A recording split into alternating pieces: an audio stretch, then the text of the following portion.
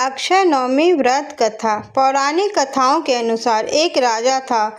उसका प्रण था वह रोज 1.25 मन आंवले दान करके ही खाना खाता था। इससे उसका नाम आंवलेया राजा पड़ गया।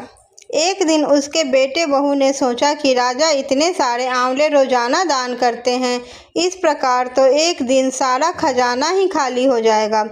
इसलिए बेटे ने राजा से कहा कि उसे इस तरह से दान नहीं करना चाहिए। बेटे की बात सुनकर राजा को बहुत दुख हुआ और राजा रानी ने महल छोड़कर बियाबन जंगल में जाकर बैठ गए। राजा रानी आंवला दान नहीं कर पाए और प्रण के कारण कुछ खाया नहीं। जब भूखे प्यासे 7 दिन हो गए तब भगवान ने सोचा कि यदि मैंने इसका प्रण नहीं रखा और इसका सत नहीं रखा तो विश्वास चला जाएगा। इसलिए भगवान ने जंगल में ही महल, राज्य और बाग बगीचे सब बना दिए और ढेरों आंवले के पेड़ लगा दिए।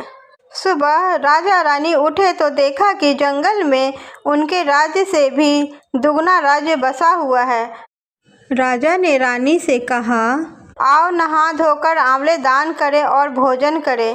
रानी ने आंवले दान करके खाना खाया और खुशी खुशी जंगल में रहने लगे। उधर आंवला देवता का अपमान करके व माता पिता से बुरा व्यवहार करने के कारण बेटे बहू के बुरे दिन आ गए। राज्य दुश्मनों ने छीन लिया, दाने दाने को मोहताज हो गए और काम खोजते हुए अपने पिता के राज्य में आ पहुँचे। उनके हालात इतने बिगड़े हुए थे कि पिता ने उन्हें बिना पहचाने हुए काम पर रख लिया। बेटे बहू सोच भी नहीं सकते थे कि उनके माता पिता इतने बड़े राज्य के मालिक भी हो सकते हैं, सो उन्होंने भी अपने माता पिता को नहीं पहचाना। एक दिन बहू ने सास के बाल गूंथते समय उनकी पीठ पर मस्सा देखा। उसे यह सोचकर रोना आने लगा कि ऐसा मस्सा मेरी सास के भी था। हमने ये सोचकर उन्हें आंवले दान करने से रोका था कि हमारा धन नष्ट हो जाएगा। आज वे लोग न जाने कहाँ होंगे।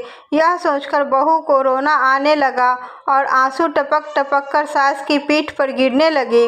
रानी ने तुरंत पलट कर देखा तो पूछा, तुम क्यों रो रही हो? उसने बताया, आपकी पीठ पर जैसा मस्सा है मेरी सास की पीठ पर भी ऐसा ही मस्सा था। हमने उन्हें आंवले दान करने से मना कर दिया था, इसलिए वे घर छोड़कर कहीं चले गए। तब रानी ने उन्हें पहचान लिया, सारा हाल पूछा और अपना हाल बताया। अपने बेटे बहू को समझाया कि दान करने से धन कम नहीं होता बल्कि बढ़ता है। बेटे बहू को भी अब सुख से राजा रानी के साथ रहने लगे।